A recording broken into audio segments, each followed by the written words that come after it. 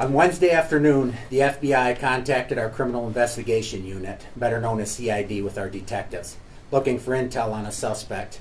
After they looked into it, we didn't have any. CID was filled in with all the information on details about a case of a missing 14-year-old out of Washington. Detectives had enough probable cause after the information was shared for a search warrant for the residence in question. Detectives met with Chief Prosecutor Susan Zeiderveen, at which time a search warrant was issued. Our detectives from our office then put together an operational plan, a tactical plan, a contingency plan, and then executed the warrant. Surveillance was done. The suspected vehicle used to transport the victim from Washington to here was observed on the property. Detectives observed several individuals on the property inside residences, as there were 3 homes on the property. Detectives did confirm the suspect was in one of the residences. Detectives had the local police agency, which were in uniforms and marked cars, roll in with them and execute the search warrant. Once the search warrant was executed, all individuals were then separated so that the detectives could start the interview process. The suspect immediately said she was there to the detectives that was talking to him. However, once they read Miranda, he lawyered up right away and wouldn't speak anymore. Additional family members did cooperate with our detectives on the victim's location on the property. They also confirmed to our detectives that she had been there for approximately 3 weeks. Once detectives found out her location, they went and entered the structure and located the victim immediately. The investigation continued, and the victim was taken into protective custody and turned over to CPS. The law enforcement agencies working this case in Washington was contacted with the outcome, and to say they were ecstatic's an understatement. They then, in turn, contacted the parents, who immediately flew to Michigan to be reunited with their child. I personally cannot thank everyone who was involved in this case and could not be more proud of the staff here at the Van Buren County Sheriff's Office. I would also like to give a shout out to our prosecutor's office. They jumped on immediately and no doubt will handle things professionally on their end. I personally would like to see this case used as a champion to hold all app and tech companies accountable for hundreds of thousands of kids consistently being groomed on the internet. My hope is that this case will open and make real changes happen. These safeguards on millions of products in this world, there are safeguards on millions of products in this world, but yet websites are still readily available to our children at the touch of their fingertips. I ask you why. Why is there a website like this one used in this case where it's okay for kids to get on this website and talk to a total stranger? I would love to have the company defend why that's a good idea. The victim got on a particular chat platform and the suspect made his initial contact with her there, and that's when the grooming started. I've seen it over and over that nothing good comes out of a child opening up an app and talking to a total stranger on a computer. How many times have we all heard that he thought she was my age, she thought he was my age, I thought they cared for me, and then here's what transpires out of it. Censorship is used consistently on political platforms. Certain individuals are blocked from using them, but yet a convicted sex offender has zero restrictions on the internet. By God's grace, this victim was able to be united with her family, alive, and able to recover from what she went through over these past 3 weeks.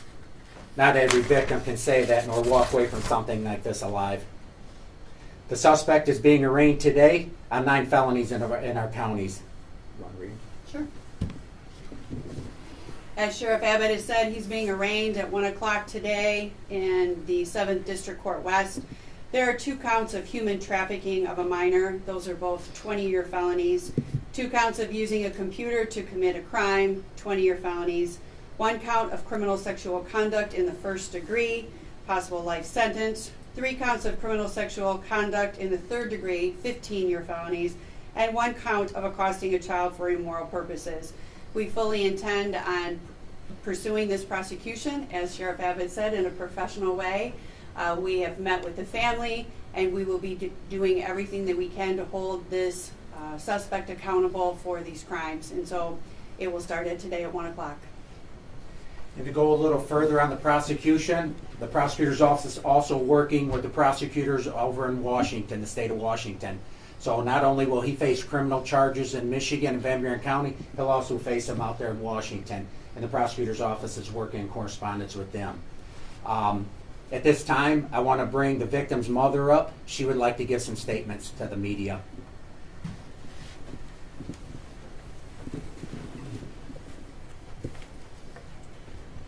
Hi, I want to thank everyone for being here and allowing me to have this opportunity. I'm here primarily for 2 reasons. Most importantly, I get to bring my daughter home. I want to extend my most heartfelt and sincere thanks to all those far and wide that have helped make this possible. This rescue would not have been possible without all of those efforts. And I want to thank Van Buren County as well for their amazing efforts for stepping in and rescuing her. Fortunately for us, she's coming home safe. The past 3 weeks have been nothing short of nightmare, and one I hope no other parents have to experience. This is a call to action. This predator was able to use social media platforms to reach my child from across the country. He was able to use these platforms to groom my child over an extended period of time. How many more children have to be victimized before these social media platforms are held to a higher standard? How many more families have to suffer the way mine has? The lack of accountability not only puts my child at risk for online predation, but leaves all children at the mercy of those who seek them out online. This is a time for change, and I hope that there's more people who are lucky to come home safe, but unfortunately not everyone has that story. Thank you. As you guys all know, this is an active investigation. We can't disclose much more details than what we just did today, for obvious reasons. You guys have all been in the media for years, and you know why. We can try and field a few questions, but to be honest, we're not going to be able to answer a whole lot, if any at all. As far as the platform that this suspect used, was it one that is commonplace or one that is considered on the dark web, so to speak? That particular platform has been removed since this, but there's a lot of platforms, just like this platform was used, that's still out there. And did the suspect contact the victim from Michigan, drove out there, and so on and so forth?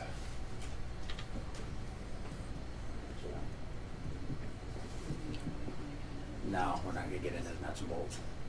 Was there a rideshare program involved?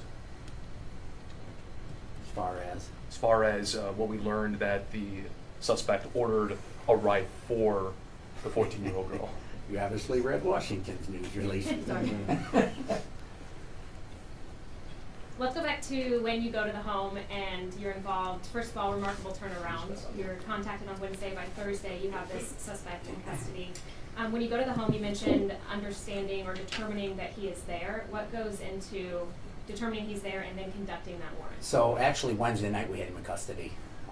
The only reason we didn't do a news release to get with all you guys yesterday is because they were still tying up a lot of ends. As you guys know, the prosecutor's office is handling a high-profile case right now on trial. We wanted to make sure we had all our ducks in a row and didn't misspeak to the media. As far as that night, the detectives went out, surveyed the property, surveillanced it, to get as much intel as they could before they executed the search warrant.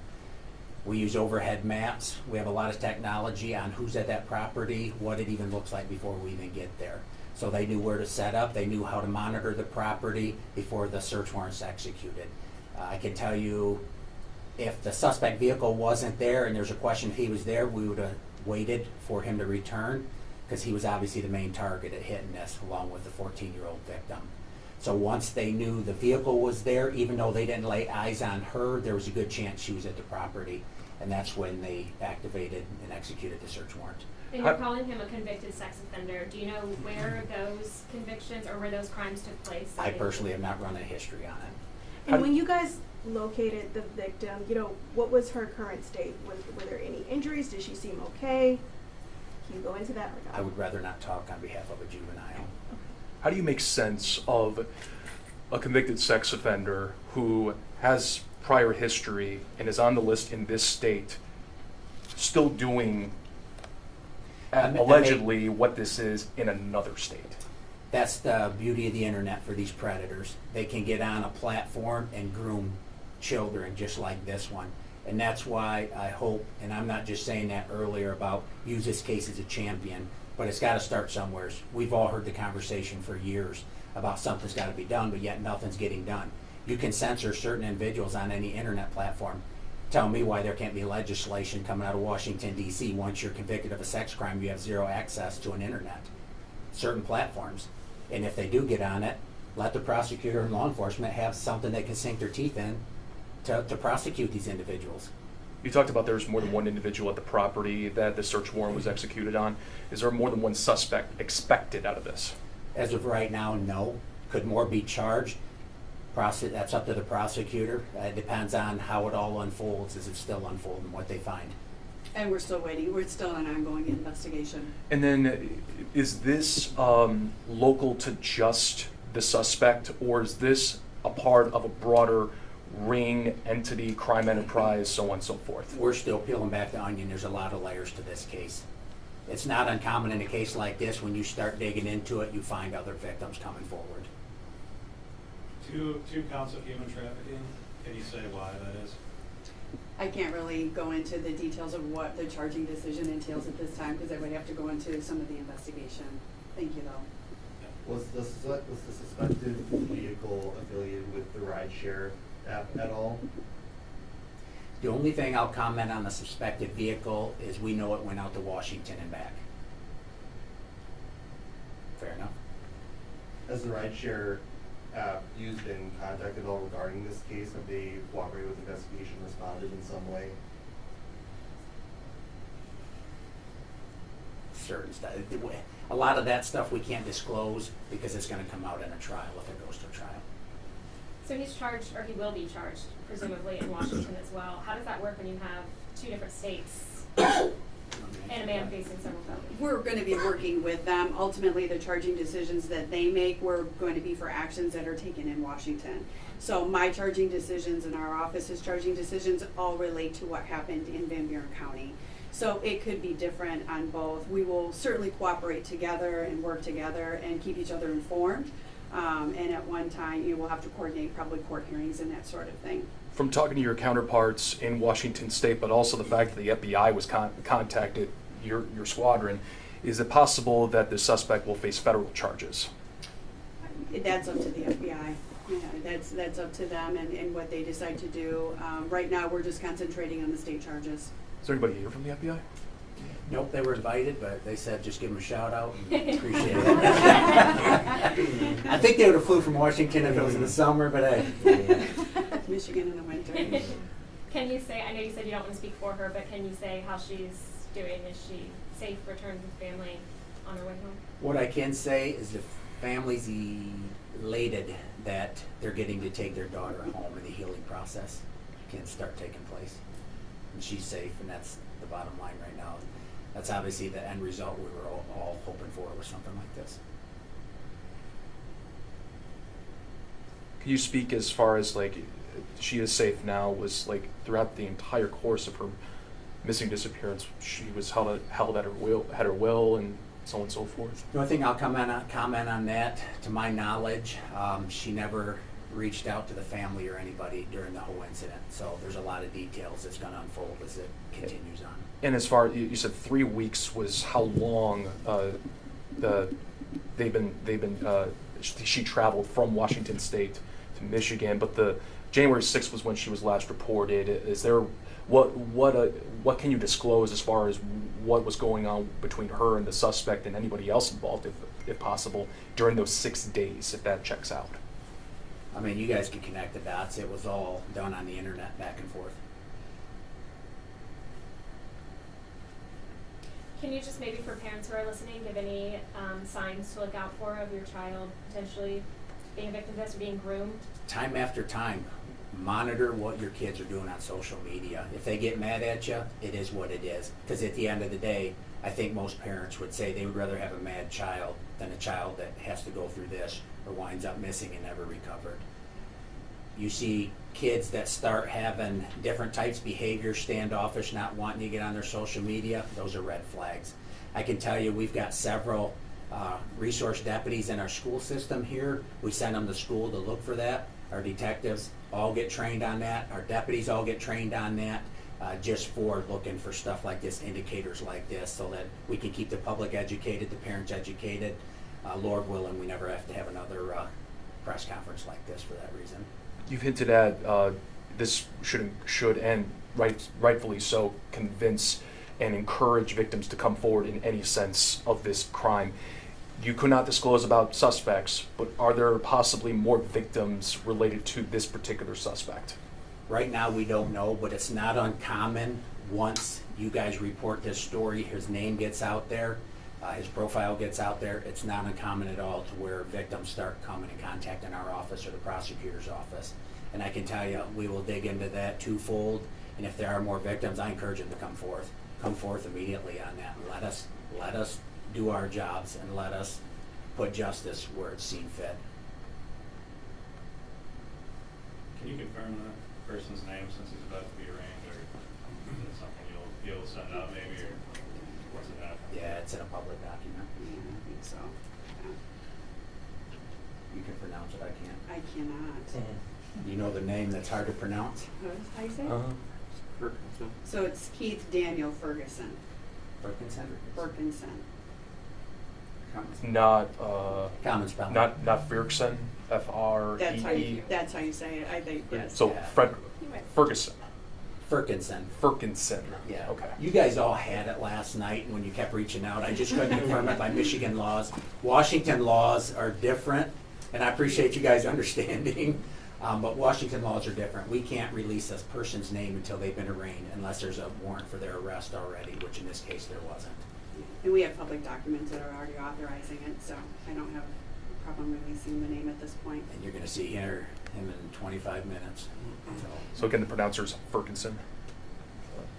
Man, you can pronounce it however you want. Just go with the flow. I have a hard enough time with cider beans, so.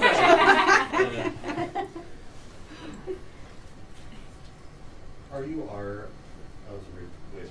you guys able to comment further on situation in Washington? Did he come to her home? How did he meet her in Washington?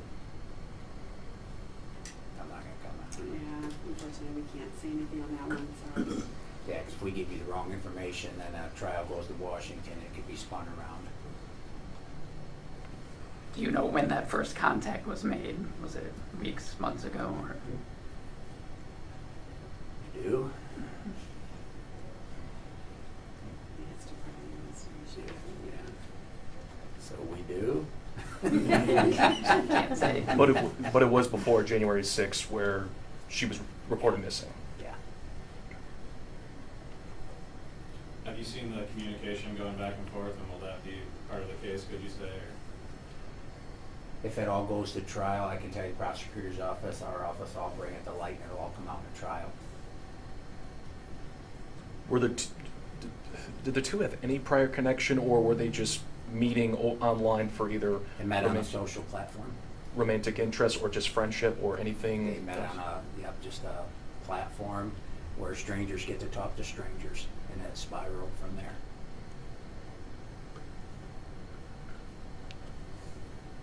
You guys good? All right.